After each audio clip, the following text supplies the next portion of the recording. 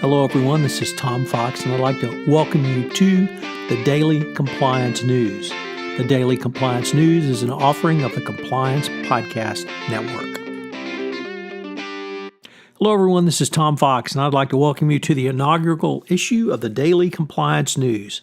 This is the podcast which will catch you up on the top compliance news stories from the previous day and give you insights and information that you can use in your compliance program going forward. Each episode will be short, only 3 minutes long, so it will be quick and easy and digestible for you. I hope you will enjoy this format, and I hope you will let me know as I'm running this on a 2-month test the last 2 months of this year to see if it becomes an audience favorite. So if you have any feedback, please let me know. You can email me at tfox@tfoxlaw.com. You can also leave a comment at one of any of the sites where I post the Daily Compliance News. And now the Daily Compliance News for November 1, 2018, the Day of the Dead. Our first story comes courtesy Bloomberg, and it's about the Danske Bank whistleblower, Howard Wilkinson, who has been freed from his non-disclosure agreement by the bank to meet with and testify in front of both the Danish Parliament and the EU Parliament later in this year. The testimony will be about the warnings he gave to the bank and how they were ignored, which led to the over $200 billion in money laundering, which is alleged that the bank had engaged in.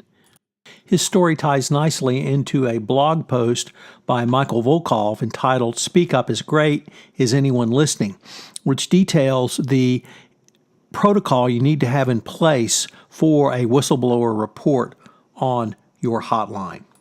Next, in a press release from the U.S. Department of Justice, a former executive director at the Venezuelan state-owned energy company PDVSA pled guilty for his role in a $1 billion international money laundering scheme. Abraham Edgardo Ortega, who is PDVSA's executive director of financial planning, pled guilty according to the press release. He also accepted $12 million in bribes for his trouble. He's scheduled to be sentenced in January 2019. Once again, the clear message from this guilty plea is that if you have done business with PDVSA in the past 5 years, you need to scrub your operations. Next comes a story from Francine McKenna at MarketWatch regarding the PCAOB scandal, where certain KPMG partners and KPMG employees had stolen information about, or at least received stolen information about the PCAOB's inspection protocol and when KPMG performed audits would be inspected.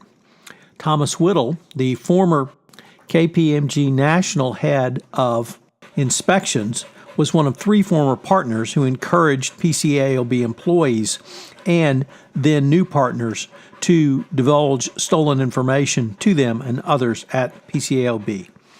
It is a scandal that rocked KPMG as well as the PCAOB. Finally, I will release another episode of my Adventures in Compliance podcast series on the intersection of Sherlock Holmes and compliance. Today, it's a study in Scarlet and the exercise of power by a compliance practitioner. This is Tom Fox again. I hope you've enjoyed this initial episode of the Daily Compliance News, and I hope you will check back every day as I go through some of the top stories. Once again, if this is a series that you enjoy or like or you find useful, I hope you will let me know as I consider whether I will move this forward into 2019. Please give me an email at tfox@tfoxlaw.com, or you can leave a comment on any of the sites where I list this podcast. Thanks again, and I hope you'll join me tomorrow for the Daily Compliance News.